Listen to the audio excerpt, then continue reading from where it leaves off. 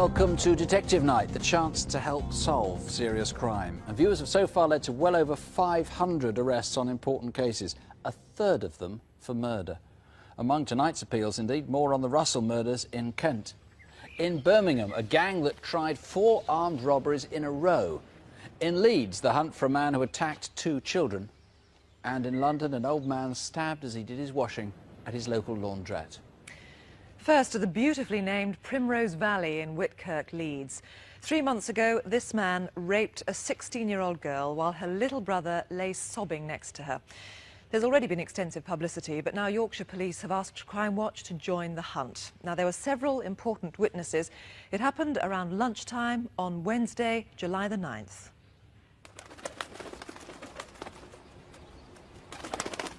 Come on, Tom. Hurry up. My daughter asked if she could take my son to go collecting frogs for this little pond, which were no more than a few bricks in a black bag. He didn't even realise that once these little tadpoles go into little frogs, they'd hop off anyway. He just wanted these frogs in this little pond. There'll be loads. We haven't even been down the deep bit yet. When I was a kid, everybody I know always played on the valley. It's beautiful. It's a lovely place. It's not unusual to see kids playing down there on their own.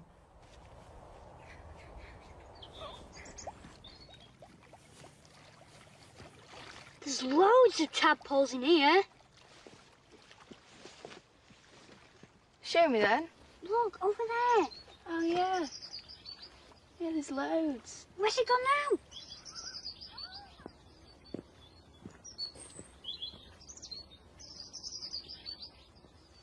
Have you found anything yet? No, not yet. I can't see anything in this dirty water. My daughter and my son, I know. they were like any other kids, There's one. fighting over silly things. But if anybody ever did anything to him to upset him, she'd be the first one out to look after him. Rosie! Come on, Rosie! I always take my dog down the area called Primrose Valley, but I tend not to let Tessa off the lead. You have to wait a bit, old girl. Rosie naturally inquisitive, and she went and sniffed him. The man didn't react at all, which surprised me. People always react to a dog to see what it's going to do to them. He was about 5'8", a little shorter than me, and average build. He had short, mousy coloured hair, and he was aged between 35 and 40. I've not seen him in the area before. Is that one? Nah, it's just a leaf. He's been passed before. Oh, yeah, he has, hasn't he? There! Oh, quick! There! Oh, I've got it!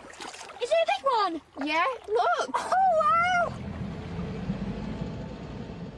I came down into the valley looking for a burnt-out car that had been reported by West Yorkshire Police. I saw 2 children in the reeds fishing or whatever. I couldn't see the car, so as I was starting to reverse back, I looked up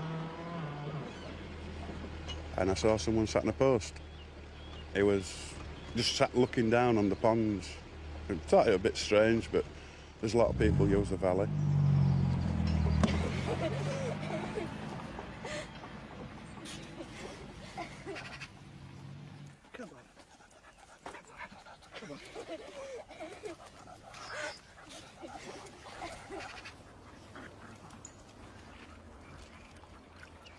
We're off home now, Tom. Come on. Oh, just a few more tadpoles, please. You'd think that your 2 kids on a summer's day could go collecting frog spawn Come on, Tom. Come on. without something as horrendous happening to them. Have you caught out yet? Just a few frogs and toads. Well, we've caught 1 frog and 1 toad. Don't shout her out. Just do as you're told. Do you want me to put them back? No, just walk. My son thought that this man had this knife at my daughter's throat because he'd taken frogs. He thought it was his fault. He told my little boy to walk in front. And if he didn't do as he was told, he would slit my daughter's throat. My daughter kept saying, "You're not going to hurt us, you're not going to hurt us, don't hurt my little brother." He was sobbing into his hands with his head down.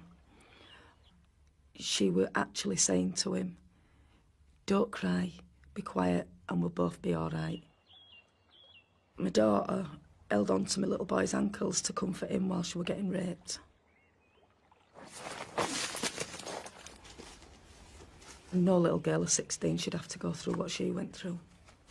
Nobody. Nobody's kids should have to go through that. They've destroyed her, and quite frankly, they've destroyed me as well, because I'm numb. I ain't got no feelings whatsoever towards this horrible person, because I can't bring myself to call him a man. He needs catching. Philip Revel-Johnson is leading the inquiry. The rape was a bad assault, a frightful assault, but as if that wasn't enough, the legacy of that attack was that the poor girl contracted a sexually transmitted disease, didn't she? How is she and her brother now? Yes, well, as you've seen, it's been a very harrowing experience for them. The disease chlamydia that she contracted, fortunately, was identified quickly, and that's been treated and is now cleared up. However, the mental trauma that they've gone through will take a long, long time we'll stay with them for a long, long time. Recover from that. This disease may be a significant point in your appeal. Yes, we feel that the offender might have contracted this from either a partner or an ex-partner, and whilst we appreciate it's a very sensitive area, we would appeal to that person, if they recognise who this is, to contact the police, in confidence or otherwise, because we do urge people to ring in. And you have simple ways of eliminating the person if he isn't the one? Yes, the process is quite easy. It doesn't even involve taking a blood sample. We don't even require people to give statements. Now, we have an e-fit of the man. Describe to us what he was like. Yes, he was a white male. He was in his late 30s to early 40s, about 5'9" tall and medium build. The girl describes that he had muscly arms. She saw his bare chest. She doesn't remember any chest hairs or tattoos. Did he have an accent? Was he a local man, do you think? It was very difficult. They described him as speaking with a posh accent, but they thought that might have been put on. But we believe he's a local man. He was seen in the area on 3 consecutive days by witnesses in the afternoons. Now, what about the weapon that he used? The girl describes a blue Stanley knife, very similar to this one here. This is not, in fact, a Stanley knife, but it's made by several different manufacturers. But he was menacing with this, holding the blade to her neck, and which added to the harrowing experience that she had to go through. Absolutely. Now, he was at the site, and he had been there previously, as you said, a couple of days previously. You don't know how he got there, do you? No, there are no sightings of him either entering or leaving the area. The general direction he left was towards Selby Road, but we have no sightings of whether or not he had a vehicle or used public transport, or whether, in fact, he was on foot. Well, thank you very much indeed, Philip Revel-Johnson. Can you piece those elements together? If you were around that day, remember, Wednesday, the 9th of July in Primrose Valley, or if you've any suspicions about anyone, please do call us now. It's a free call here to the studio on 0500 600 600. That's 0500 600 600 for any of our cases tonight. Or you can call Philip Revel-Johnson's colleagues at the Rape Inquiry Team in Leeds. That's a free phone number, 0800 318 001. 0800 318 001. I can tell you a bit about progress from last month. 7 arrests, including one for kidnapping, actual bodily harm and a separate aggravated burglary. Frustratingly, no arrests so far on any of our reconstructions, although all of them still could come up trumps. Most disappointing, though, no firm news yet on the murder of Katerina Caneva, the 12-year-old schoolgirl killed, it seems, for killing's sake in Hammersmith, West London. The response was huge to the programme. 300 viewers called in at the time, more still ringing in now. But 2/3 of the early suspects have now been ruled out. Of course, the remaining third are still being investigated. The armed raid on a DIY superstore in Leicester produced over 200 calls, and 120 suspects were put forward. Police have now narrowed those down and are particularly interested in 6 of them. And the inquiry has focused to 10 suspects for the rape of a woman early one July morning in London's Shepherd's Bush. About 180 calls on that one, and they too are still coming in. Detectives are now awaiting the results of forensic tests. Incidentally, several other rape victims found the courage to call in and report crimes that had gone unreported until then. And one similar attack on a woman by a stranger has resulted in an arrest after the Crimewatch reconstruction in July. More than 250 viewers called, naming a total of 120 suspects. And following fingerprint tests, a man has now been charged. And you may remember this. Dear, where'd you keep the cash? It's upstairs. Show me. Come on. As a direct result of calls, a man was arrested, pleaded guilty to a large number of offences and has been sentenced to 9 years. And now, with a video of a very nasty assault, here's newly promoted Chief Superintendent David Hatcher.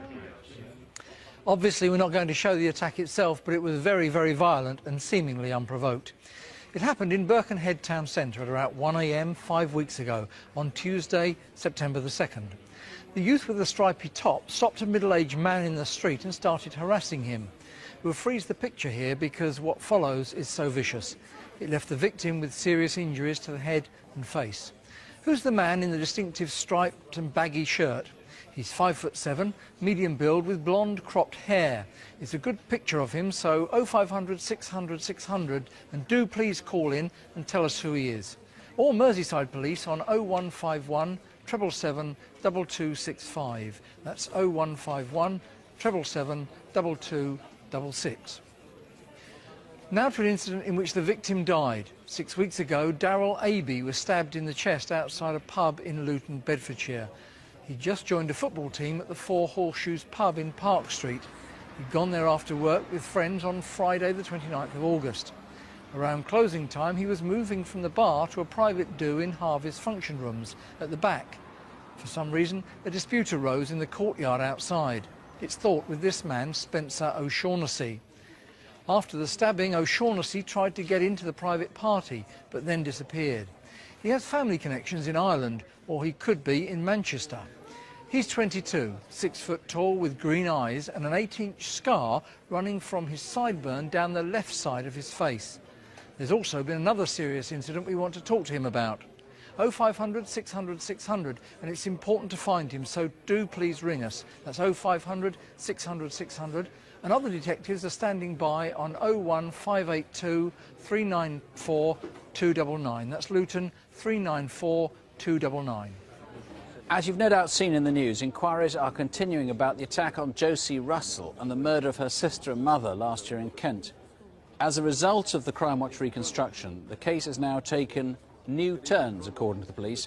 They've asked us to reinforce strongly a new appeal that they're making. Do you own one of these? And if so, is it petrol-driven? Is it this colour, orange?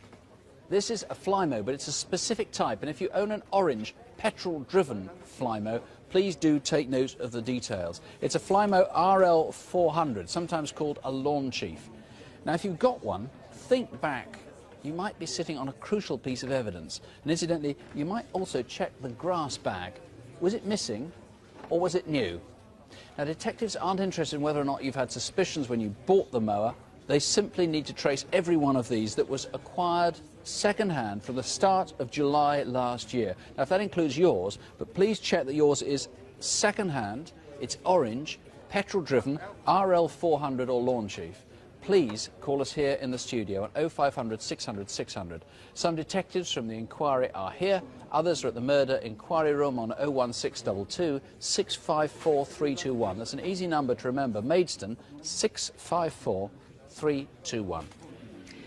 If you saw the programme last month, you'll recall the appeal about 12-year-old Thomas Marshall. He'd gone cycling from his home in Haysborough in Norfolk to nearby Eccles-on-Sea.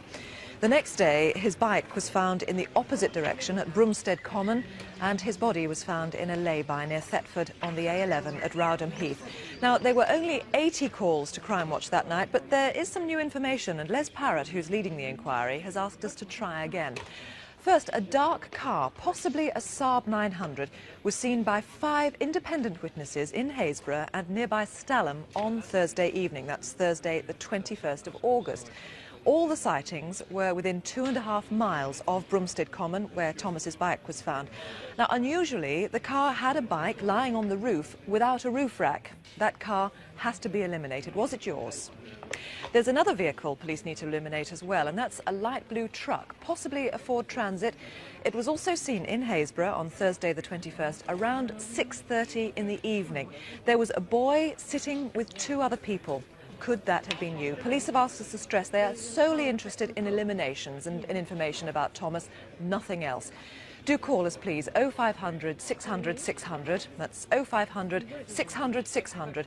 The incident room direct is on 01603 768 769. That's Norwich, the code 01603 768 769. Now the search for two incompetent but desperate robbers. As you'll see, there was mounting violence, and unless these two are caught, someone seems likely to get seriously hurt. The events began in Acox Green in Birmingham with a private car sale on Friday, the first day of August. The lads turned up in a burgundy Orion, with a Jamaican flag in the back window. He told me his name was Mark. One of his teeth at the top was gold. Nice one. The three men and a woman who'd arrived in the burgundy Orion paid £180 in cash for the 1986 Rover 213. It had no valid tax or MOT.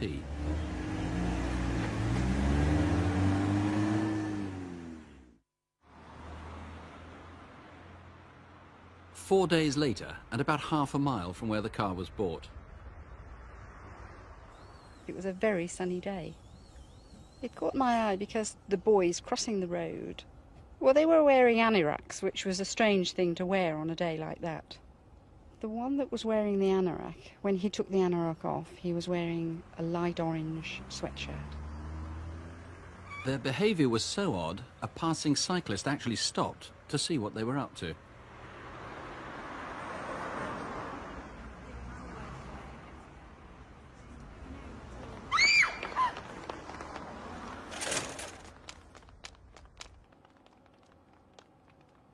They ran very fast towards the car, and they sped off very quickly, and I turned round, making a note of the number. Where had the car been kept for the last 4 days? And did it change hands in the next 9 days before it turned up here in Selsey Road in Edgbaston?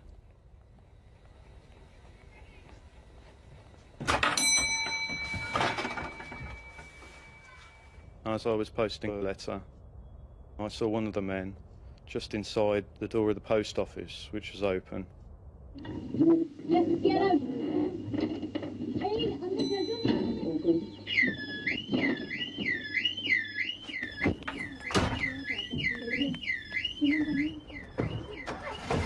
Just on the post office, you know.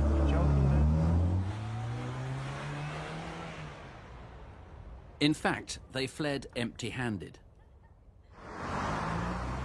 40 minutes drive away in Grafton Road, West Bromwich. We had this shop for 16 years. I feel that we are providing the service, and the community appreciate the service we're providing. Outside the shop, a resident noticed two men with baggy coats. Curious for such a hot August afternoon.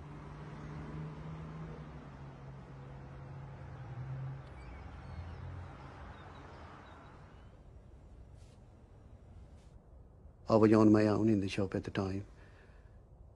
One of the guy was with the gun in his hand and waving his gun about and saying, "I've got a gun," and get on the floor. I didn't thought about gun or fear. I just went to grab him. Get down on the floor! Get down! They hit me with the gun over the head, and turban came off at that instant.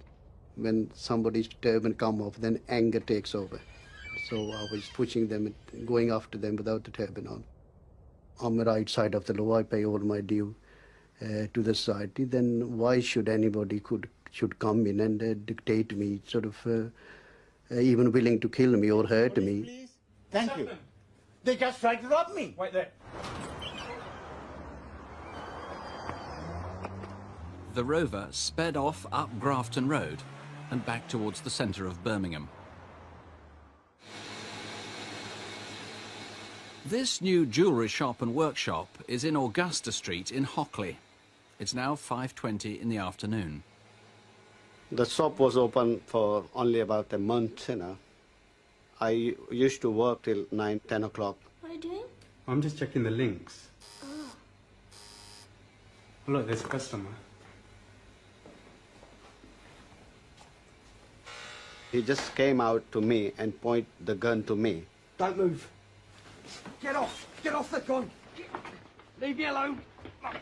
I tried to hold his gun, but, you know, he snatched from me and pointed to my brother-in-law. Come on, in the back. Hurry up, we ain't got much time. On the floor. I said on the floor, now. Hurry up. I can't do anything because of the gun. My son was really frightened as well. Don't move. Hurry up, we ain't got much time. No, don't take everything. I said don't move. Don't.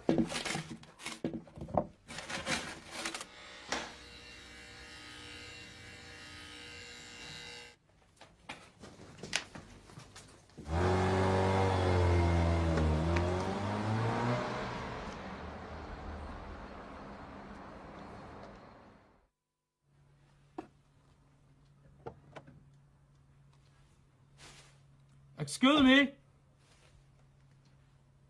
3 hours later, in Villa Street in Lascelles, about a mile from where the robbery had taken place. Excuse me? This is your car. Can you move it? My brother's car, mate. Not tonight, eh? Chris Pretty, we don't know that the people involved in buying the car had anything to do with what happened subsequently. They might have passed the car on, sold them on.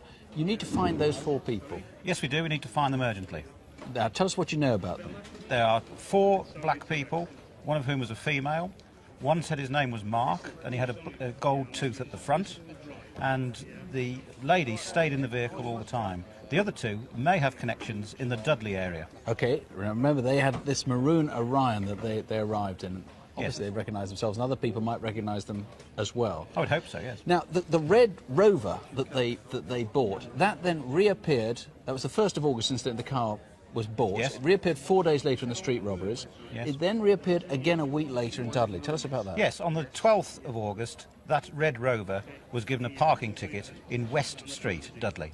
OK, now you need to know where this car was kept. C376JGO. They kept the original plates on it. Then, the day of the raids themselves, that's when the violence really got quite serious, on the 14th. Yes. Now, we've got some CCTV of what happened in the post office. Now, this isn't the raid itself. This is when people came in, they started coming in just to sort of suss out the place. Tell us what happened then. Yes, we have an Asian male and a man of mixed race who go into the post office and they asked for a stamp originally and they hadn't got the money to pay for it.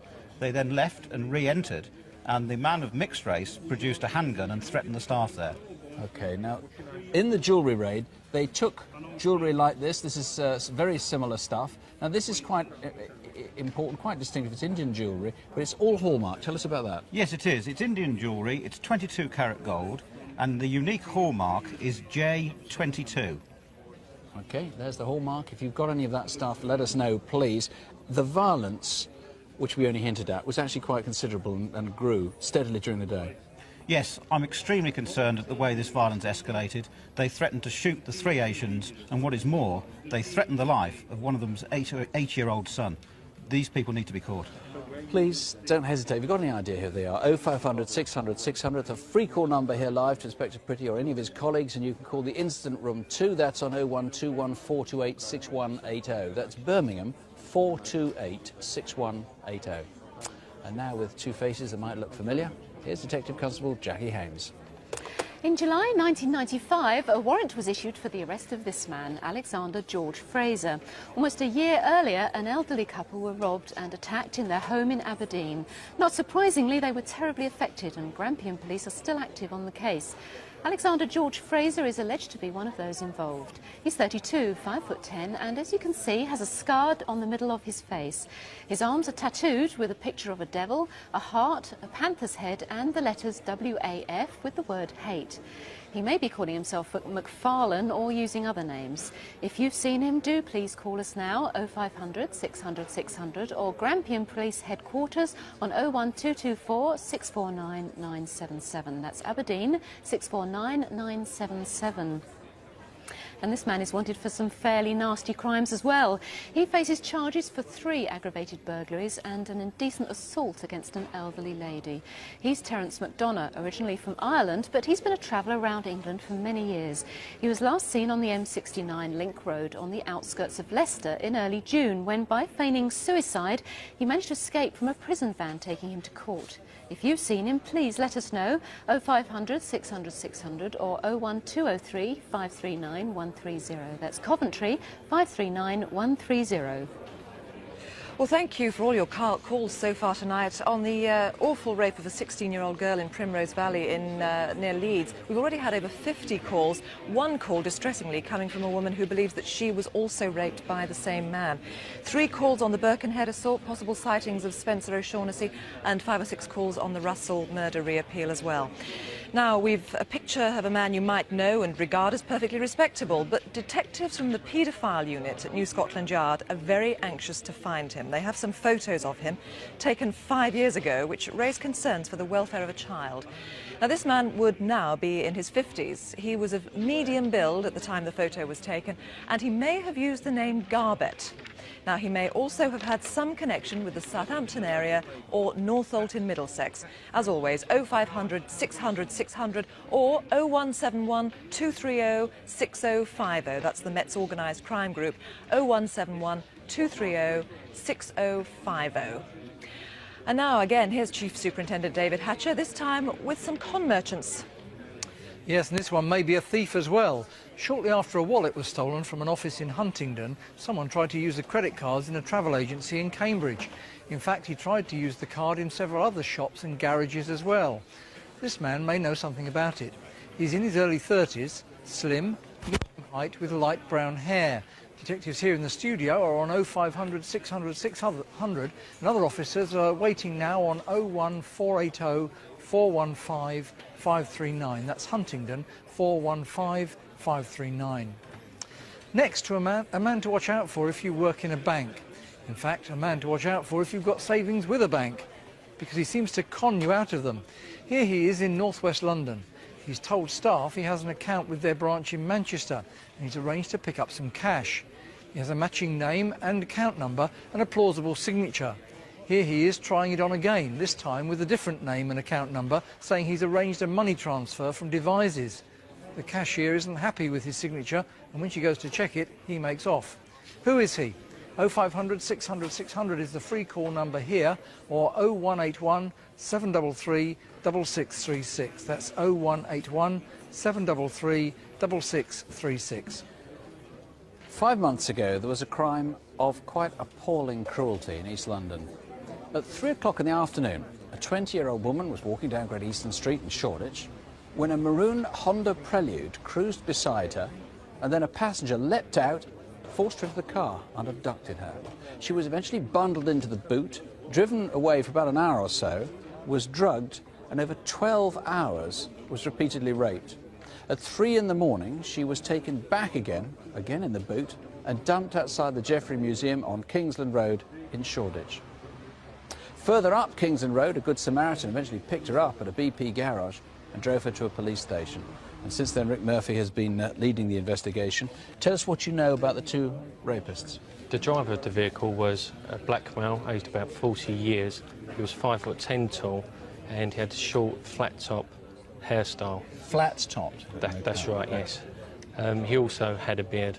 The passenger in the vehicle was also a black male. He was aged about 30 years. So there's quite an age difference. 40 the first one, 30 the second. That's right. He had round-rimmed glasses, and he had a very distinctive white birthmark, which is on the left side of his neck, which the victim described as looking like the map of England. So a sort of triangular white birthmark on his skin there. That's correct. The car I described as maroon, a Honda Prelude.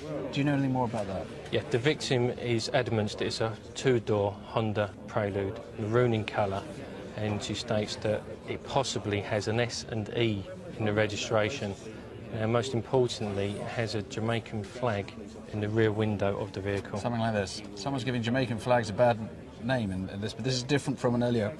That's right, it's totally different. Earlier in the programme. It's quite common, we ought to say, in the back of cars. The Good Samaritan, who picked her up at the BP garage in Kingsland Road at 3 o'clock in the morning, Tell us about him. Obviously, it's nothing to do with the crime itself, so why do you need to talk to him? No, that's right. It's important we need to speak to him because he's the first person to speak to the victim about the ordeal. She broke down to him, and information that he has may be important to the investigation. He may know something you don't. She's forgotten to relay to you. That's right. I've never come across anything like this in 13... Well, actually, one, perhaps, in 13, 14 years of crime. Have you ever come across a crime of this horror? No, this is one of the worst cases I ever had to investigate. Abduction in broad daylight, being kept for 12 hours. No one could protect these men, no one at all. If you've any idea who they are, or if you recognise that car, can piece the bits of the jigsaw together, please call us 0500 600 600. It's a free call, costs you nothing. 0500 600 600, or you can call the incident room on 0171 275 3633. That's 0171 275 3633. And now here's Detective Constable Jackie Hames again, looking for an accountant. Yes, but I wouldn't hire this one if I were you, at any rate not until a problem's been cleared up, where he used to work in Cambridge. Stephen Anthony Moore left his job suddenly in March. He'd been employed by the post office and had keys to the safe. A large amount of cash vanished at the same time that he did. Perhaps it's just coincidence, but money's gone missing before when Mr Moore left a job. On that occasion, £10,000 disappeared when he was an accountant for Adams Glass in Southend. This is a picture of him working in a pub, which he did once a week and might be doing somewhere tonight. If you know where he is, 0500 600 600 or 01223 358 966. That's Cambridge, 358 966. Now to a man who's wanted in connection with a substantial series of burglaries. In total, about £250,000 worth of equipment was stolen from office buildings. This is the man who may be able to help with this inquiry. He's Anthony James McAvoy, 29, with thinning ginger hair. Here he is caught on camera returning a hire car. If you know where he is, 0500 600 600, or instead you can call Surrey Police in Woking. They're on 01483 761 991. That's 01483 761 991. Our next film is about George Dean. George, who was nearly 75, lived all his life with one of his two brothers, Raymond. And because of Raymond's frailty, he cared for him really like a father. Raymond almost never ventured out, and even George rarely left their home in Kilburn, North London, except for visits to the shops and to the laundrette. A month ago, on one such trip, George was murdered. Raymond can only speak with difficulty, and so his older brother Eric joined him to help relate the story. Our reconstruction starts on the day of the killing, Thursday, July the 31st. Where did I see that film? Oh, George? Yes? Is this the one you wanted, huh? Yes, that's it. 8:30. 8:30, that's right. It's a Western. I like a good Western. Very good. Ah, this is the book I've been looking for. Have you been messing them about? Oh, me? No, I never touch you. They did definitely lead a quiet life, the pair of them together. They had their own ways, and that was it. In fact, the two brothers had a very familiar routine. Have you any laundry for me?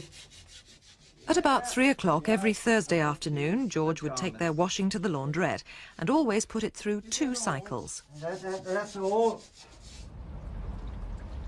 When we passed by the laundrette, I just looked in, like you always do when you pass by a window. What kind of ice cream would you like? 2 men were standing in there, talking, normally. There you go, it's yours. Thank you very much. Thanks so much. Bye-bye. Bye. Come on, Joe.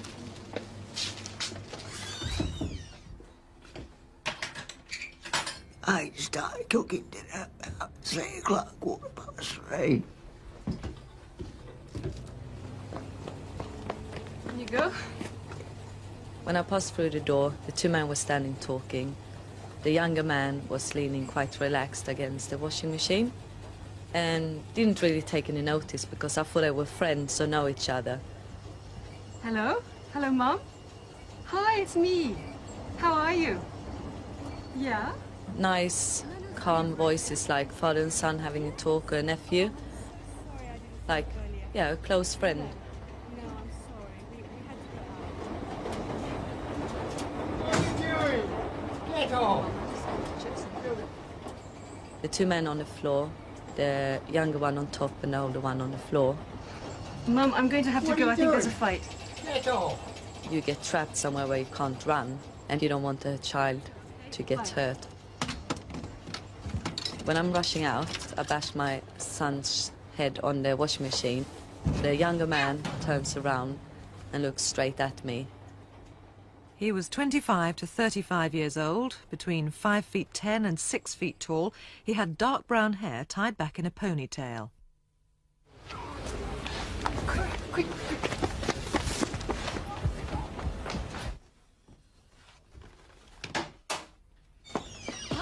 There's a fight in the laundrette. So I thought I could go and stop a fight. So I walked to the laundrette to find out what was happening. And as I got to the window of the laundrette, a guy came out of the laundrette, knife in hand. As I dropped my hands, he ran. He just come out of nowhere. He was that close, I could have just put my foot out and he would have went over. But at the time, I didn't know that he'd done anything. Saw a guy lying on the floor, ran back into the shop to find the police. Right, there's been a fight in the laundrette, two guys. The laundrette's on the corner of Donaldson Road and Lonsdale Road. It was late coming back, and it was getting later, and you start getting worried, waiting for the door to open. I felt anger and sadness to know that that's where we come to die, you know. And the guy that done it just ran right past me and, you know, he's a murderer. I've seen a tall guy in a long ponytail and a grey T-shirt and tracksuit bottoms, running really fast. He's just run past me. Which way? Over there. By the time I got round the bends and looked down the road, I didn't see anyone. And at that point, I just turned and kind of took my time and walked back looking because the girl said he had a knife, so I was just looking and just in case he dropped it or anything like that. Well, no, I can't see. No, hold on, yeah, I can see him here now. All right, okay, bye. Quebec Kilo receiving 468. Yeah, we've got an elderly male. He's been stabbed. I can't believe he's gone, you know. It was my saviour.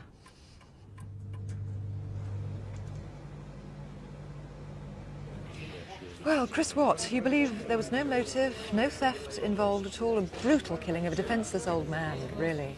Now, you're appealing for a number of witnesses, I know. Crucially, the lady that was seen in that reconstruction with the small child, you haven't managed to trace her, have you? No, I haven't at the present time. The route the attacker took was to run down Esmond Road and past this lady, and then into Charteris Road, where he disappears. What I need to do is to trace this woman for her to be able to give me additional information. As to where he went after that? That's right. She's described as being about 5'6" tall, fairish blonde hair, wearing a dark long coat, and she had a small child with her, probably 4 or 5 years old, and perhaps a little girl. Well, hopefully she will know who she is. Hopefully, and she will tonight. Contact the incident room if possible. Now remind us again what the attacker looked like. The attacker was a white man, and some witnesses describing as having a Mediterranean appearance. He is between 5'10" and 6 foot tall, and has a distinctive brown hair in a ponytail, swept back behind his head. He also was wearing a grey T-shirt and grey jogging bottoms. What do you know about the knife that he was carrying? I have no full description of the knife. Certainly the knife was over 3 inches long. Now, he would have had blood on him, surely? It is believed he had blood on the knife and on his hand. He may well have had it on his clothing, and he may well have gone home that night, changed his clothing, changed his appearance. He may even have cut his ponytail off. Somebody may well have seen that and now remembers it. Do you think he was local? It was a day that was raining. Thursday the 31st of July had heavy rain that day, and witnesses describe him as being dry. Now, where did he go to in that time between midday and the time of the attack? So he did have a raincoat. He might have been staying with someone perhaps nearby. He may have been staying. He may even have been visiting. Any other witnesses you're appealing to? Anybody who was in the area on that day and who may have seen this man or who visited the laundrette. Chris Watt, thank you very much indeed. Can you piece all those elements together? It's a tragic and, as we said, apparently a motiveless crime, the killing of an elderly gentleman who appeared to have no enemies in the world. If you think you can help us, please call us here, 0500 600 600, or the Metropolitan Police on 0181 358 1751. That's 0181 358 1751. 3 weeks ago, Elizabeth Baxter, a 77-year-old, was found murdered in her bedroom in Plaistow in East London. There seems to have been a sexual motive in the attack on her. Police are now very anxious indeed to trace this man, Stephen Hector. He's 42, he is medium height, slim build, bald, but with short hair at the sides. Often he wears a silver stud and a ring in his left ear, and he has an East London accent. Until very recently, he lived in Milton Keynes, but we know he's visited Northampton since then, and he has connections in Teesside. But where is he tonight? Detectives say he could be pretty dangerous, so don't approach him. 0500 600 600, that's 0500 600 600, or call 0181 345 4356. That's the Edmonton Incident Room, 0181 345 4356.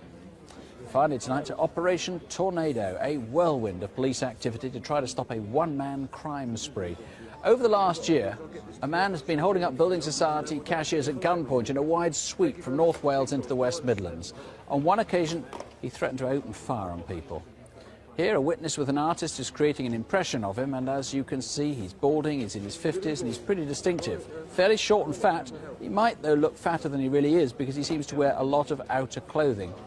He also has a fondness for different hats and glasses, but someone must know who he is. Maybe he bought something from your shop and put it in a plastic bag before one of the robberies. That's where he kept the gun, in that bag. Do tell us who he is, 0500 600 600, or call Staffordshire Police on 01785 232 585. That's Stafford 232 585. Very briefly, let me tell you a little bit about the Primrose Valley rape and the attack there. 90 calls so far. Some actually look quite promising. 2 names have been put forward on the Birkenhead assault. About 10 people so far have rung in, say they've got second-hand lawnmowers just like the ones sought in the Russell case. There's a great deal more. We'll tell you later on. And that's all for this month. But before we go, just to recap, here's a quick look at some of the faces we've shown tonight. This man, top left, is wanted for assault. Who is he? Next to him, Spencer O'Shaughnessy, wanted for murder. Where is he? Or these two, Alexandra Fraser, bottom left, and Terence McDonough, wanted for robbery and assault. Please help find them tonight. Our lines are open here until midnight, and you'll see other numbers in a moment. They're also listed, by the way, on CFAX on page 621. And if you're on the internet, you can email us at Crimewatch UK at the BBC. That's cwuk@bbc.co.uk. And if you've any information on a crime we haven't covered, try Crime Stoppers, 0800 555 111. We're back with Crimewatch Update at 11:40, 20 to 12, and we hope to have more, as I say, to tell you then. And we'll be back with a full set of new appeals next month, Tuesday, November the 11th.